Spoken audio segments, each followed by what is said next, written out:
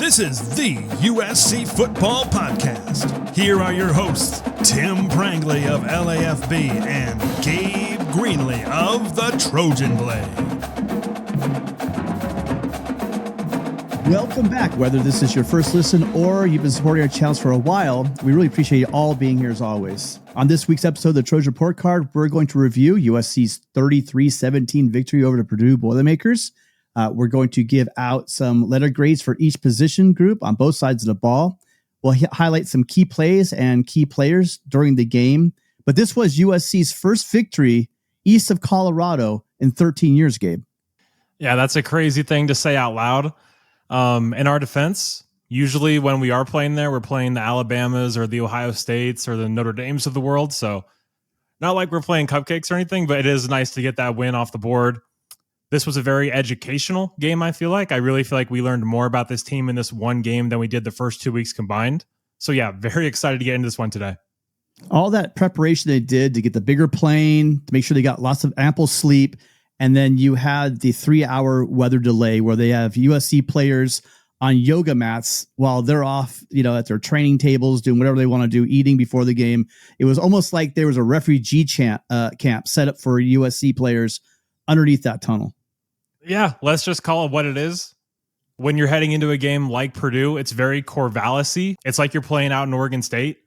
Like, that was a really weird sort of opening to that game. A very weird pretext leading into it. So I'm not going to lie. I was a little worried. It was feeling a little ominous. Like, I clearly should have known better because this USC team appears to be for real. But yeah, that did make me a little bit nervous seeing them in that cramped little concrete area. Exercising that whole USC can't win in the Big Ten on the road thing is a great monkey to get off their back.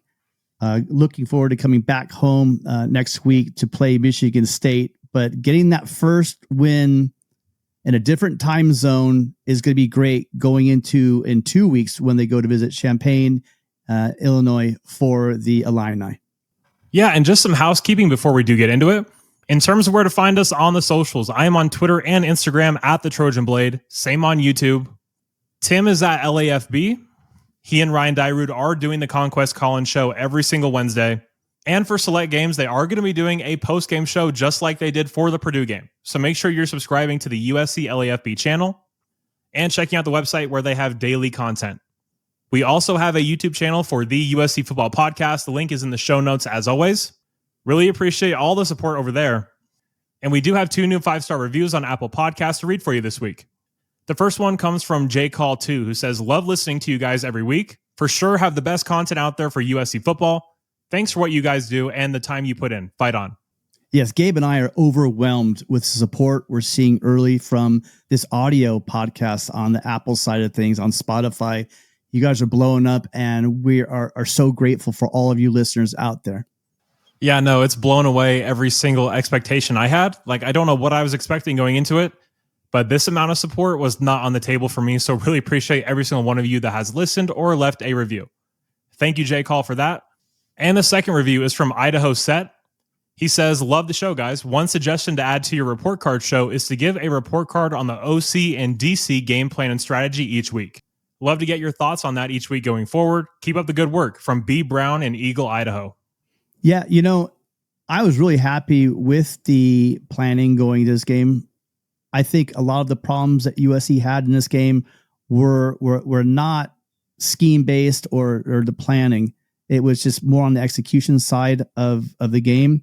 33-17 victory on the road in the Big Ten is always going to be a solid victory. We should take a multiple touchdown win anytime, especially on defense. I did like what we were doing on defense. It seems like we're getting a hell of a pass rush, but I know a lot of fans were getting antsy, and as myself as well, on the soft coverage, soft zone that they were running. But at the end of the day, they got their job done. And then on offense, I like the way that they ran the ball, stuck to the run game. They were dedicated to the run game. And anytime you finish the game running the ball out on that second to last series and just taking it all the way down to the goal line, not punching it in, but getting it down and running all that clock, you got to be happy with the way that Lincoln Riley is calling the ball these days.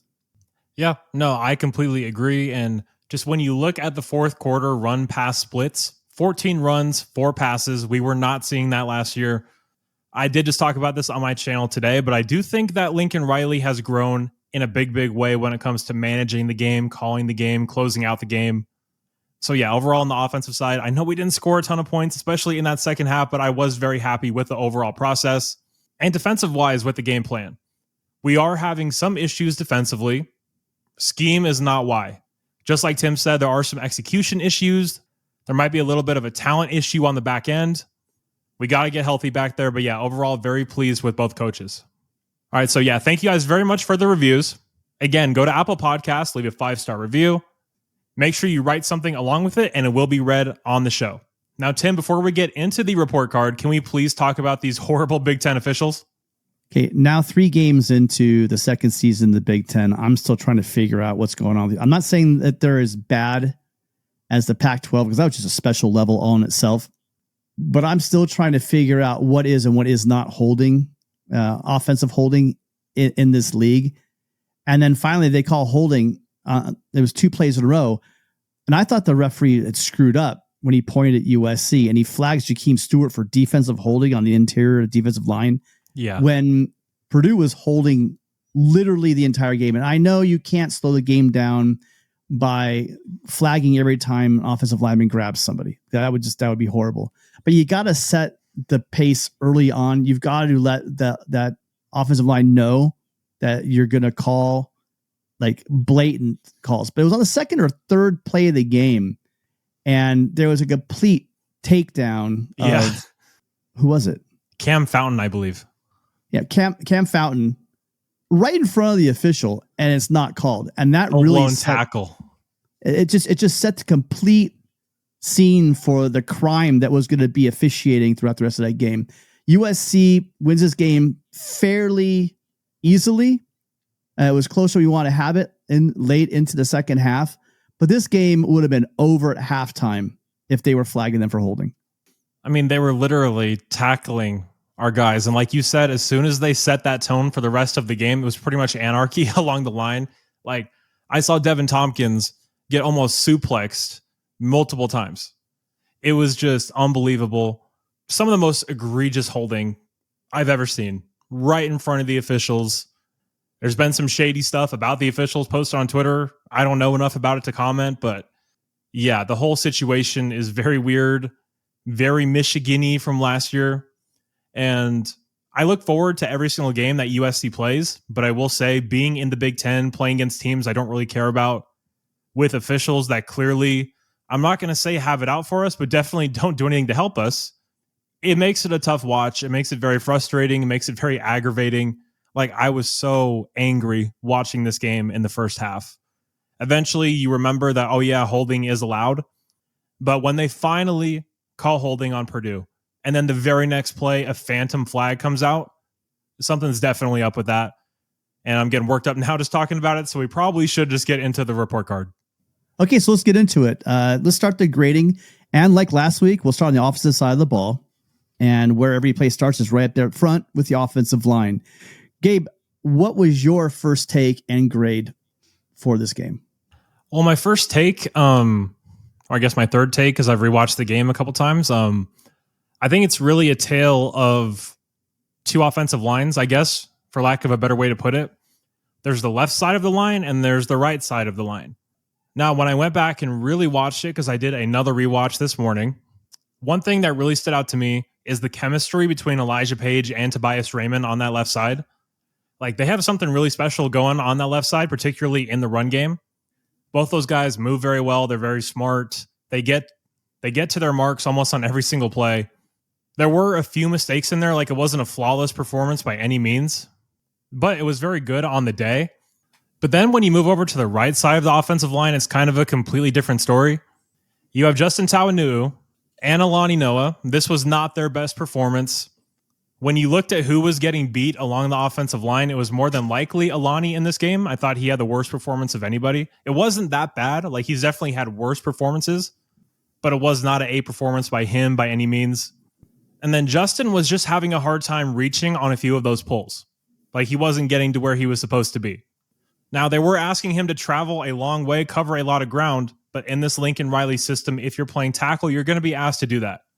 And let's be honest, Elijah Page is a very big guy, and he's getting out there. He's reaching a spot time and time again. That's the standard. That's what we have to expect. And I don't think Justin lived up to that in this game. And looking inside, I thought Killian O'Connor was okay. Didn't think he was phenomenal or anything like that. So with all of that in mind, overall in the day, I gave the offensive line a B-. Yeah, overall, I was also impressed with the offensive line. I think they did a great job in pass protection, especially. Looked like Jayden, for the majority of the game, had a nice clean pocket to step up into, and that showed on some of those deep balls that he threw. He just was able to step in and let it rip. I also saw what you saw with Justin Taonu, and the fact that he, especially on that screen play that they had set up to Tanook Hines. Yes. He was required to get out there and pick up that block, and he just couldn't get there in time. And the play itself was dead on arrival. Just simply, that was a crucial block. And if the lineman doesn't get out there, it's just not going to happen. But overall, I did like seeing linemen up on the second level on a few times. It still seems I'd like to see a little, last week we were a bit critical of getting out there in space and making blocks. I think it's kind of followed again into this game, and that 3-man front did give them a bit of trouble with that. But it's hard to get on them with them again. The fact that Jayden, I think, had 1 sack on the game. They gave 1 sack and that clean pocket. So I'm giving them a solid B. I'm gonna go B+ actually. No, that's totally fair. Like, they had some beautiful pockets for Jayden in the game. Like, when they were all working as a cohesive unit, it was really a beautiful thing to see. But yeah, there were just a few too many misses for me to go any higher than a B-. But yeah. But let's move from the offensive line to the running back. So Tim, what did you think about that group? The running back room continues to impress. This time it was a little more of the Eli Sanders show. It took a while for Waymon Jordan to get warmed up, but when he did, he was a part of that impressive closing out of the game in the fourth quarter, really showing some strength and a worn down Boilermaker defense. I was really impressed with the change of pace I saw from Eli, especially on one play where he let his blocks set up, and then it just looked like he was shot out of a cannon going up the left side. Unfortunately, he was called back for a holding penalty, but it just shows again that absolute speed that he's clocking out there. He showed some strength and some elusiveness inside the tackles as well. So I'm really happy with the running game. They put up 100. What they put up? So sack adjusted rush yards was 187. Take 10 of those away for Jayden. So now you're looking at 177 yards on the day. Solid. And the most important part of this is they ran the ball at the end to salt away the game. So I'm giving the running back room, until see otherwise, a solid B+. Yeah, overall, it was a really good day for the running backs. I did think that the delay had a really big impact on Wayman. Like, coming out of the gates, he was just in slow motion. Like, he was being really patient and all that, but he just did not look like himself. So to have a guy like Eli Sanders be able to come in and pick him up and carry the load when we needed him to, that says so much about what we have in Eli. As a number 2 back, how many programs would absolutely kill to have a guy like that be their workhorse back? Eli Sanders is not just a gadget guy, not just a speed guy. He is a 3-down all-around back. He can do everything. I'm so blown away with him. I think he's one of the best players on this team, probably one of the most underrated players on this team too. But yeah, as the game went on, we did see Wayman get going, especially in that second half. We really started to lean on the Boilermaker defense. They were getting really tired, and he started to pop some of those bigger runs. And how cool was it that in critical situations in the fourth quarter, King Miller was getting carries? Yeah. That says so much about what this coaching staff thinks of him. So yeah, not the flashiest day for the running backs, but an extremely solid performance. I'm going to give him a solid B+. All right, so let's bump outside a little bit to our tight end room, which continues to impress.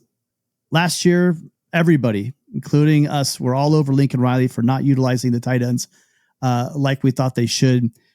Jayden's seen the field really well, and he had a couple of beautiful seam passes deep down the middle to Lake McCree. Lake McCree is just showing us a different gear this year. Looks completely healthy, and I think that's the key here. A healthy Lake McCree, we're finally seeing what he can do. So I'm really pleased with the way not only how Jayden is seeing the field and how Riley's calling the game, but the way that the tight end room is stepping up and becoming an absolute vertical threat in this offense. I'm giving the tight end room an A in this game. Yeah, no, after Lake came back from injury last year, he had that big old brace on his knee. I think he came back in the Maryland game after getting hurt in the Michigan game, and he was just not the same. His mobility, his speed this year is kind of unlike anything we've seen since his freshman year when Jackson Dart was throwing him the ball against BYU in that horrible 2021 season. But like, he looks rejuvenated, refreshed, reborn almost in this new Lincoln Riley system for this year. And then you have a guy like Walker Lyons that converts a critical fourth down in this game. They clearly trust him with the ball in his hands. They love that little leak out play to the tight end on fourth down. Jayden's clearly very comfortable with it. And the tight ends, since Lincoln Riley's been here, this is for sure the most talented room we've had, but it's never been a talent question, in my opinion. We just haven't utilized it. And last year, Jayden was not seeing the middle of the field. He was not throwing to the middle of the field. He's so much more confident in what he's seeing, just like Tim said. So when he's ripping those seam balls down the middle and Leighton McCree's catching them in stride and he's hauling ass, it's just a great look for this USC offense. It's a great weapon to have. And yeah, I'm not going to quite go A just because the blocking, it was really good, but it wasn't excellent. So I'm going to say a solid B+ for the tight ends.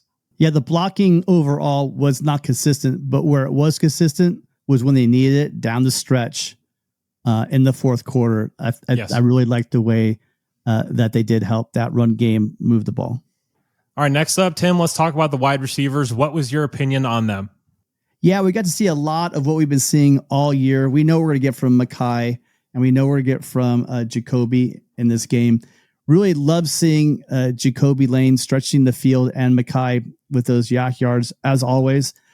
What I was impressed with and what I came away, I talked about on my show with Ryan Dyrud after the game, is that we have our wide receiver 3. We do. And Tanook Hines in that game showed us flashes of why the coaching staff is so high on him, why they started a true freshman over all the veteran receivers they brought in the offseason. Now, he only had the 2 catches, but one of them was an absolute gem on third down, possibly even maybe an ill-advised pass by Jayden Maiava. But Tanook just absolutely high-pointed that ball, took it away from me. He just came over the top of the defensive back, took the ball away, came down for a vital first down. And later in the game, he showed us an attempt at a one-handed catch in the end zone. So we knew that Tanook was fast. And there's going to be plenty of times where we're going to see Tanook on a double move just absolutely blow past the defense and show he's off his track speed. But in this game, we got to see his athleticism. And I'll be honest with you, I don't know, Gabe, about you, but I was surprised to see Tanook go up that high point that ball and come down with it with ease like he did. And then he continues to be one of the better blockers on the team. And remember the old adage, no blocky, no rocky. That's definitely not hurting him at all to get on the field as many reps as possible. So overall, for wide receivers, it was funny to say, in a game where they picked up 282 yards. Now, obviously, some of those were from the tight ends, but a little over 200 yards receiving.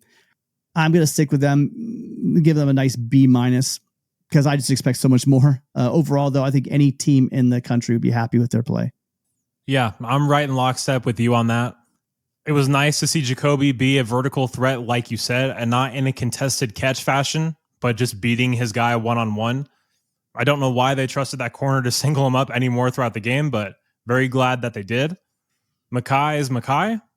Don't need to give you any in-depth analysis. You all know what kind of player he is. He's fantastic. He had some very key blocks in this game as well.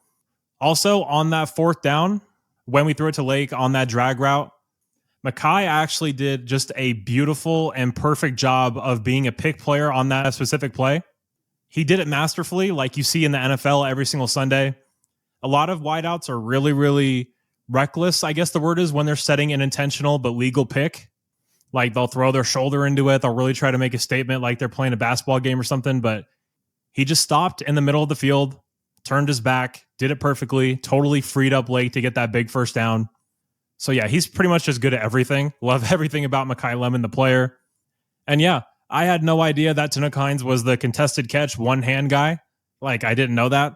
I didn't know he had that jump. I didn't know he had springs like that. But yeah, overall on the day, just like Tim said, nothing really earth-shattering, but just a damn good performance from our wideouts, as we're so accustomed to seeing. We really are spoiled as USC fans each and every year. But having said that, I am going to give the wideouts a solid B.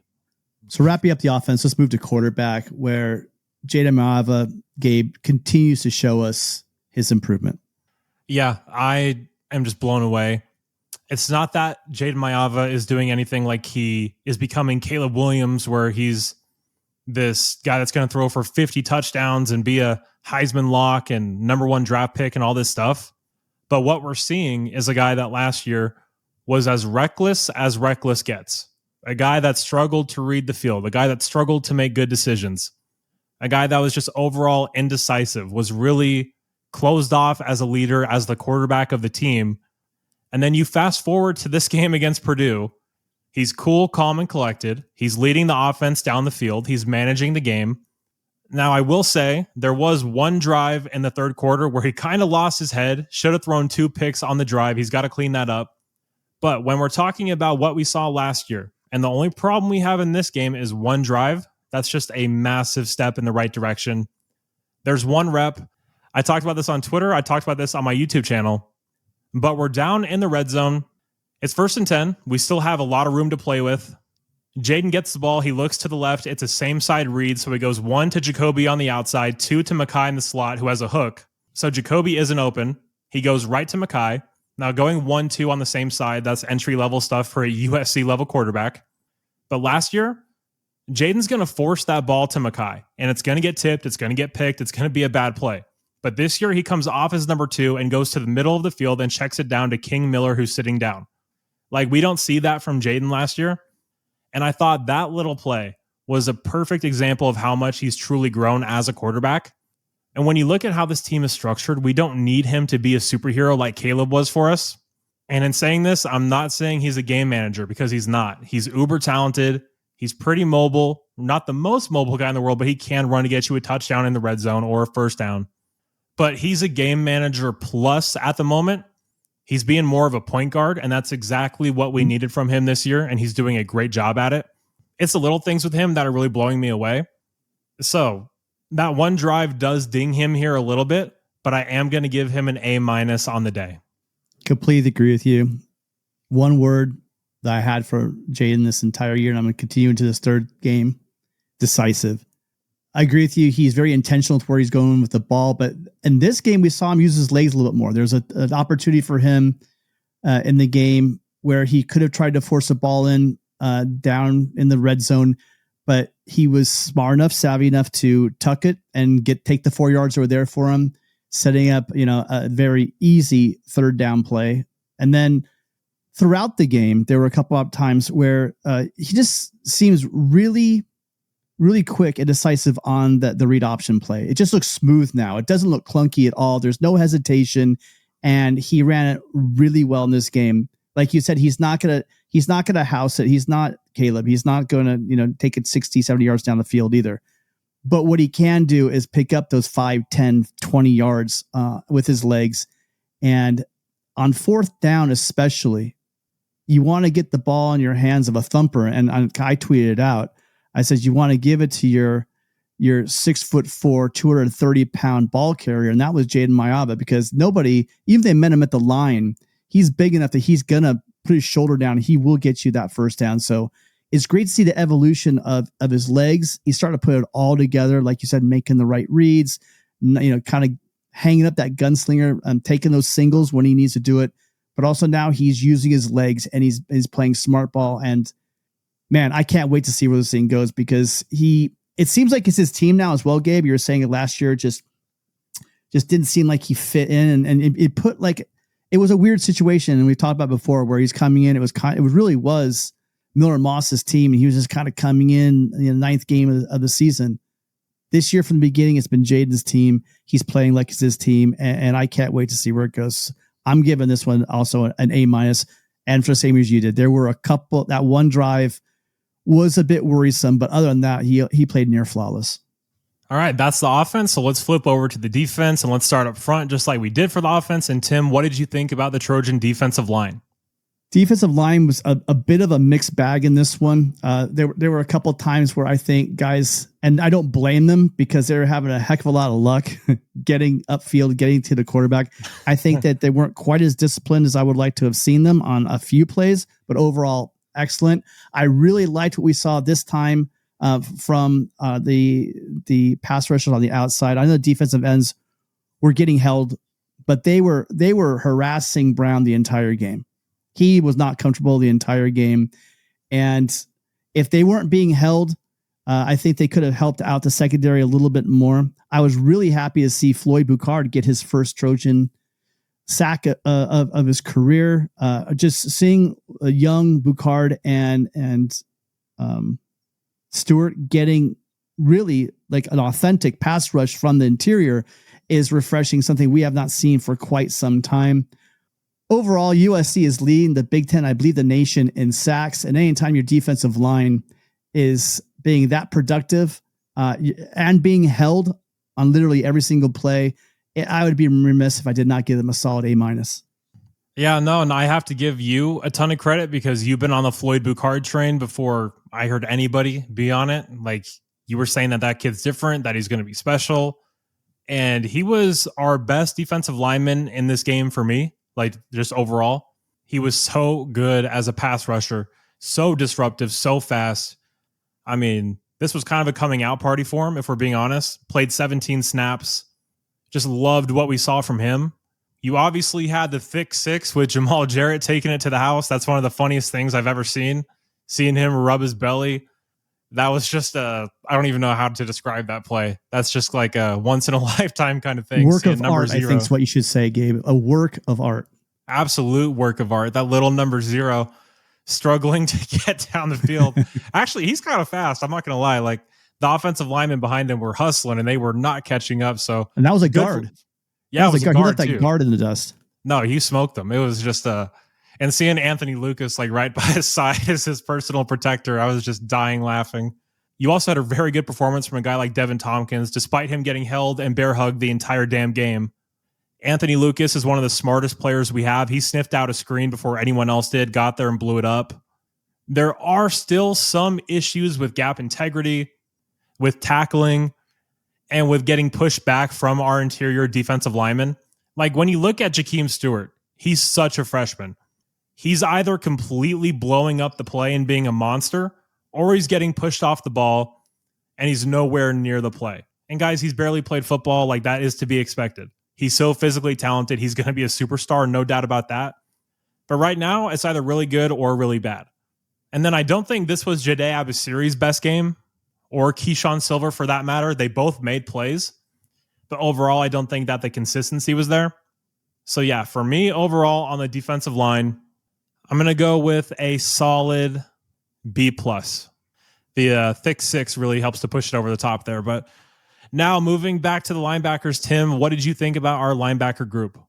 Yeah, the linebackers continue for me to be puzzling. It's just hot and cold. You've seen flashes on some great plays. Obviously, Eric Gentry is just all over the place.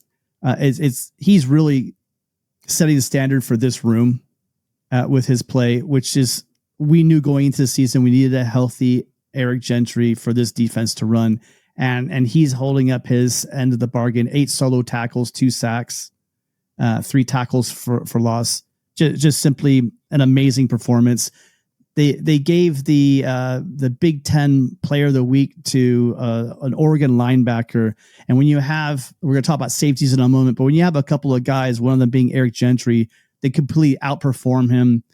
It just seems like a participation trophy they gave up to the guys up in Eugene. But I really am still looking to see Desmond Stevens take that leap, and I know he will. He is an amazing player. I don't want to harp on it more, but he just still seems to me, Gabe, I don't know if he's just getting his feelers out, but he just doesn't seem like he's attacking the ball the way I want to see him. You know, just hitting those gaps, hitting the ball carrier head on in the hole. It just seems like he's not quite there anticipating the play. I might be being a little bit too harsh on him. But we're seeing Jayden Walker flashing from time to time as well.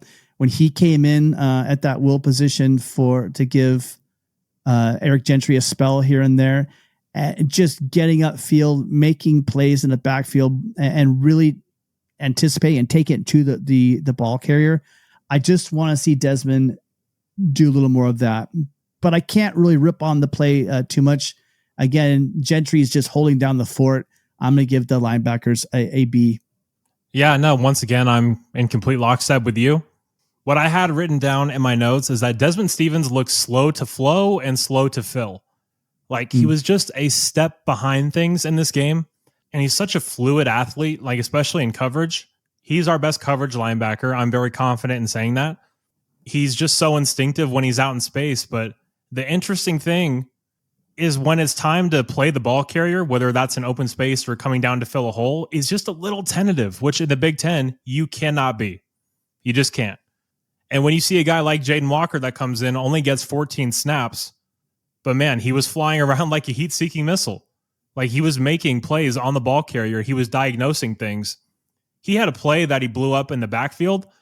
It wasn't a design blitz where he just came through untouched. He read the play, he sniffed it out, and he made the tackle in the backfield.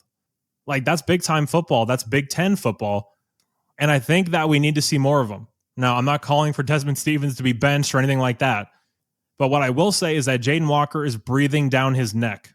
I know that Jayden came in at that will spot. Jayden did play a lot of Mike during camp, so he definitely is capable of playing there. But I will say, like I said on the show after the game on Saturday, and I believe I talked to you about on this show as well, guys, these are young players growing into their roles, and we're lucky to have a situation where we can put these young, talented guys and give them meaningful reps in games that will pay off down the road. Like Gabe said, Desmond Stevens is a very talented, fluid, athletic linebacker. I just think it's because he needs to get these reps in, and we're going to see him turn the corner. With Rob Ryan there, tutelage, I'm very confident that the competition at that Mike linebacker, like you're talking about, is going to be stiff. And either way, I think Desmond is going to improve with every single rep. And I'm confident that room is going to sort itself out. Yeah, and I for sure think that Desmond's going to get better, but like the rep split this week was 62 for Desmond, 14 for Jayden.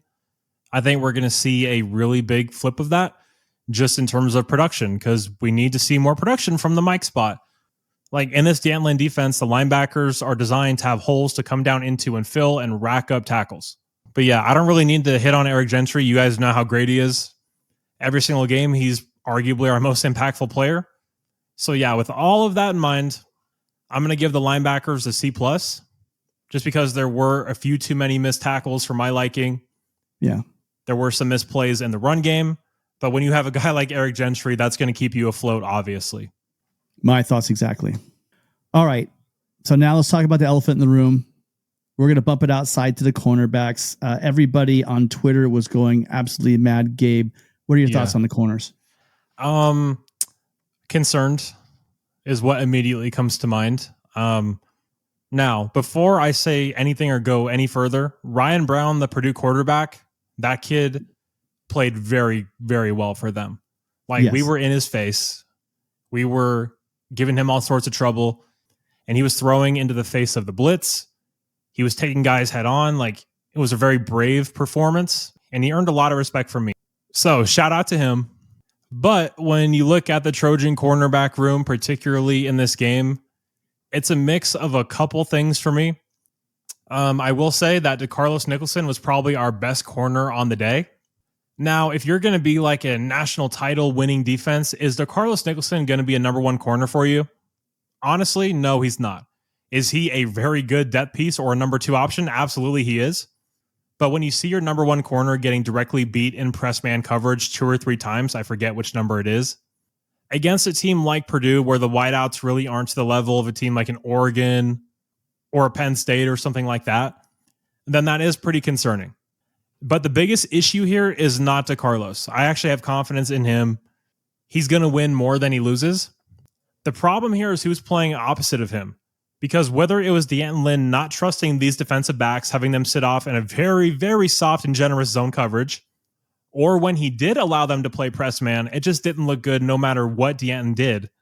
Now, out of all the secondary options, I will say that Chasen Johnson probably looked the best. He was the most aggressive in press man. He did that a lot at Central Florida last year. So he's definitely more seasoned in playing that role. But you look at a guy like Marcellus Williams, who, when you talk about him, what are his strengths? Tackling in open space. Tim knows this better than anybody with him being a Bosco boy. But he can tackle in space like nobody's business. That kid's an ankle biter. He is a very good player. But there were just a few times when he was playing press man where he just got completely twisted around, not aware of his surroundings, lost where he was on the field, and got beat. I think that happened 2 times where he actually got twisted around, and he probably got beat, 3 or 4. It was a pretty rough day for him coverage-wise. Braylon Conley only got 10 reps. DJ Harvey continues to underwhelm for me. I don't think he's going to be a week in, week out starter at any point for this team. Kamari was holding down the fort at nickel. Now, when we talk about the safeties, we'll probably talk about Kamari a little bit more, kind of what we're missing with him not being back there. But Kamari on the day, he just isn't producing the way he used to because the ball isn't flowing to him like it used to. Because when you're playing safety, you're in a much more central position.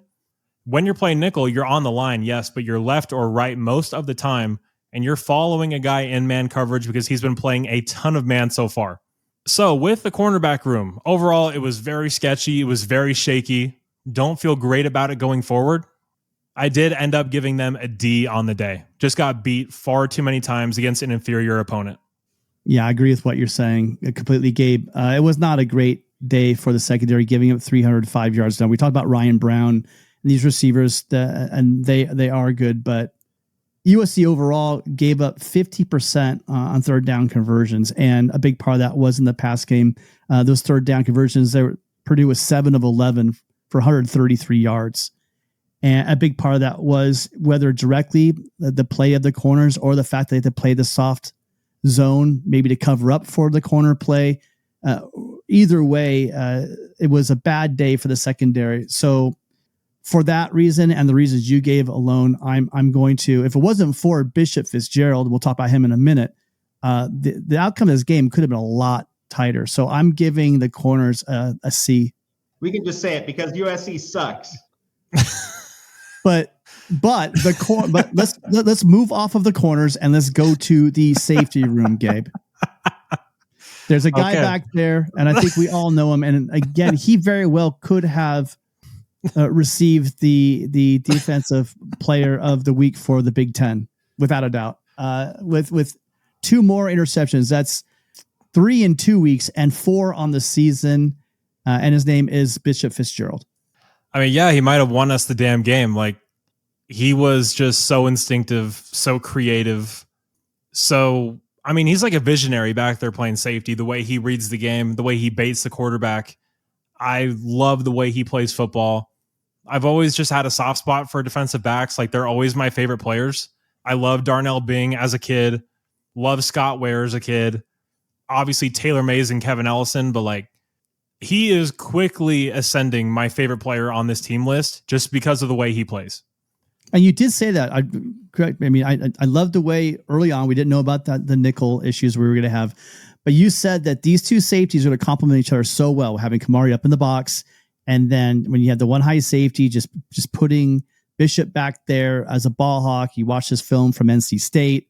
You were high on him, so you gave me kudos earlier in the show. I'm going to call you out again and remind you that you called this. You did. Yeah, I guess so. Thanks, Tim. I didn't know you actually watch my videos or anything, so that's nice of you to say, but I know you don't. But yeah, Bishop more or less won us this game on the defensive side of the ball. So very pleased with him. Him alone is going to give this group an A+ for me. You can't almost not single-handedly, but he played a major role in winning this game for us. Like, he made plays by himself. It wasn't schemed for him to bait the quarterback into throwing that. He did that all by himself. So I am going to give this group an A+. I also do want to say that Christian Pierce was pretty damn good in this game from a tackling and attacking the ball standpoint. Like, we know that that's what he's good at. He's good at being down in the box, mixing it up, knifing through, making plays in the backfield. Don't really want to see him like locked in coverage or anything. Which, by the way, just random thing that just popped into my head, completely off topic. Tamir Robinson, the linebacker, being manned up with Michael Jackson in the slot. How the hell did that happen? That actually happened in this game. But anyways, sorry, my brain's all over the place. You're gonna once or twice a game, you're gonna get those nasty mismatches that that are gonna happen. But yeah, Christian Pierce. I mean, I thought he killed Brown on that like reverse clothesline when he came off the edge. Yeah, and just decapitated him. It seemed like so getting that sack and 4 solo tackles, Christian Pierce is evolving as well. So the safety room, I think we could all be. And then there's this guy Kamari Ramsey, which we talked about off air. He just kind of seems like he's not himself when he's not back there in that safety role. As a box safety, just kind of really making things happen. But Christian Pierce is holding down the fort, and I've been really, really happy with this play. So I mean, just like you, I'm giving this safety room an A. Like, Kamari Ramsey just does such a good job at nickel that we don't see him get the ball thrown his way or the ball run his way ever. They kind of just avoid him. But Tim, I know you have to be getting out of here, so we are going to wrap this up. Any final thoughts? Yeah, make sure you guys get out to the Coliseum. These Big Ten transplants, my parents are actually Michigan transplants. For the next couple of games with Michigan State and Michigan, you guys, any of you season ticket holders even thinking about selling your tickets, shame on you. These games are epic. These are all helmet games. Having Michigan State coming to the Coliseum is absolutely historic in my lifetime. And then having a revenge game against Michigan in the Coliseum, that is truly an all helmet game we got to see many times in the Rose Bowl. Make sure you guys are there. Make sure you're representing. Make sure you're loud. The USC Athletic Department put out an email to all of us, letting us know to be there, be proud. And I hope that we can get the support, because we know that there's going to be a lot of Michigan State fans and there's going to be a hell of a lot of Michigan fans. So get out there, bring your noise with you, and beat the Spartans. And you can find me again, as always, at lafbnetwork.com, writing articles with Ryan Dyrud. And on Wednesday, we have at 7:00, we have our Conquest Call-In show. Make sure that you guys get in there and sound off. We'd love to hear from you guys. Got a lot of calls last show. Appreciate all the support we're getting from the Twitter. Let's bump up the YouTube numbers.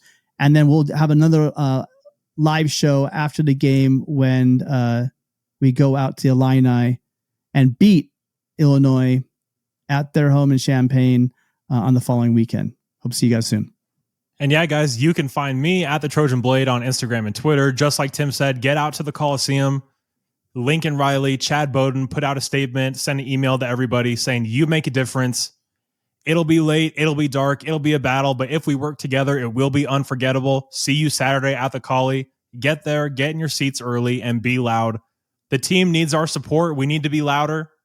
So make sure you're there and make sure you are showing out for our Trojans. Now, as always, guys, we really appreciate you being here. We really appreciate you listening.